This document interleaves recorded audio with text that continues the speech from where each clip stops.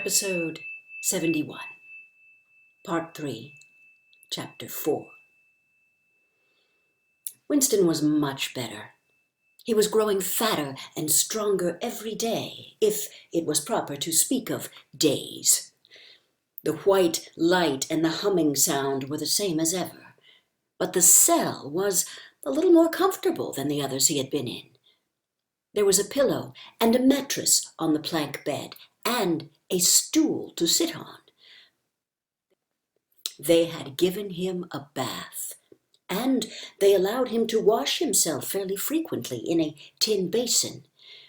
They even gave him warm water to wash with. They had given him new underclothes and a clean suit of overalls. They had dressed his varicose ulcer with soothing ointment.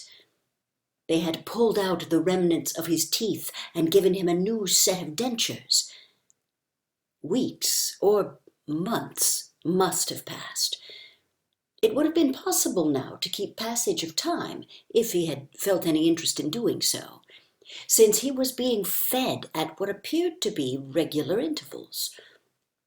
He was getting, he judged, 3 meals in the 24 hours.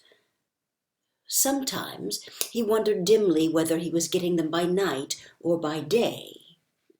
The food was surprisingly good, with meat at every 3rd meal. Once there was even a pack of cigarettes. He had no matches, but the never-speaking guard who brought his food would give him a light. The first time he tried to smoke, it made him sick, but he persevered and spun the packet out for a long time, smoking half a cigarette after each meal. They had given him a white slate with a stump of pencil tied to the corner. At first, he made no use of it. Even when he was awake, he was completely torpid. Often, he would lie from one meal to the next almost without stirring, sometimes asleep, sometimes waking into vague reveries in which it was too much trouble to open his eyes. He had long grown used to sleeping with a strong light on his face. It seemed to make no difference, except that one's dreams were more coherent. He dreamed a great deal all through this time, and they were always happy dreams. He was in the golden country, or he was sitting among enormous, glorious, sunlit ruins with his mother, with Julia, with O'Brien, not doing anything, merely sitting in the sun, talking of peaceful things. Such thoughts as he had when he was awake were mostly about his dreams. He seemed to have lost the power of intellectual effort, now that the stimulus of pain had been removed. He was not bored. He had no desire for conversation or distraction, merely to be alone, not to be beaten or questioned, to have enough to eat, and to be clean all over was completely satisfying. By degrees, he came to spend less time in sleep, but he still felt no impulse to get off the bed. All he cared for was to lie quiet and feel the strength gathering in his body. He would finger himself here and there, trying to make sure that it was not an illusion that his muscles were growing rounder and his skin tauter. Finally, it was established beyond a doubt that he was growing fatter. His thighs were now definitely thicker than his knees. After that, reluctantly at first, he began exercising himself regularly. In a little while, he could walk 3 kilometers, measured by pacing the cell, and his bowed shoulders were growing straighter. He attempted more elaborate exercises, and was astonished and humiliated to find what things he could not do. He could not move out of a walk. He could not hold his stool out at arm's length. He could not stand on one leg without falling over.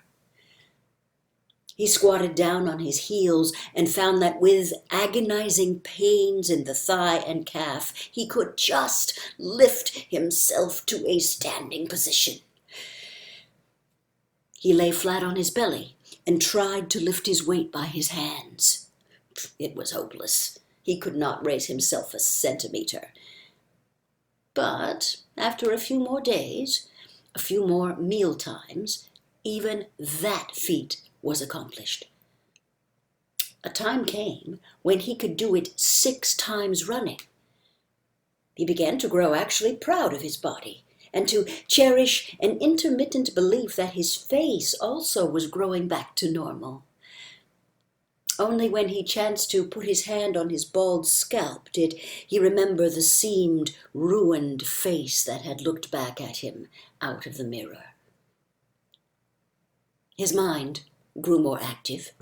He sat down on the plank bed, his back against the wall and the slate on his knees, and set to work deliberately at the task of re-educating himself.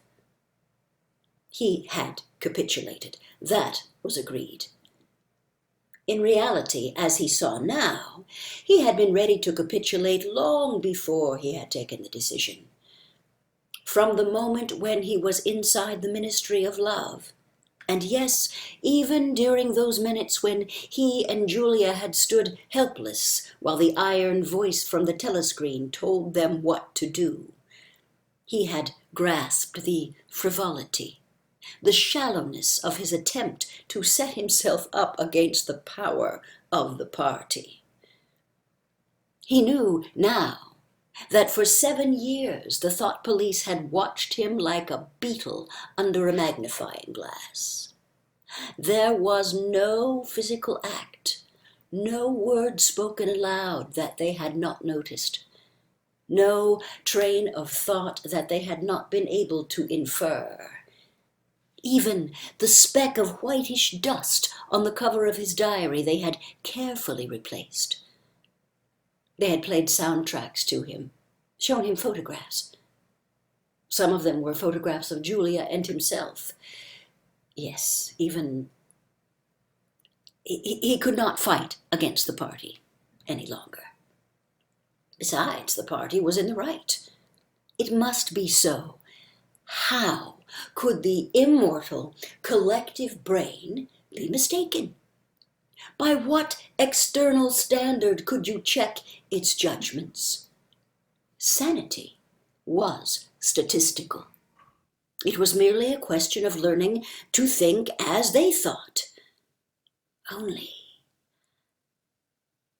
the pencil felt thick and awkward in his fingers. He began to write down the thoughts that came into his head. He wrote first in large, clumsy capitals, "Freedom is slavery." Then, almost without a pause, he wrote beneath it, 2 and 2 make 5. But then there came a sort of check in his mind, as though shying away from something, he seemed unable to concentrate. He knew that he knew what came next, but for the moment he could not recall it. When he did recall it, it was only by consciously reasoning out what it must be.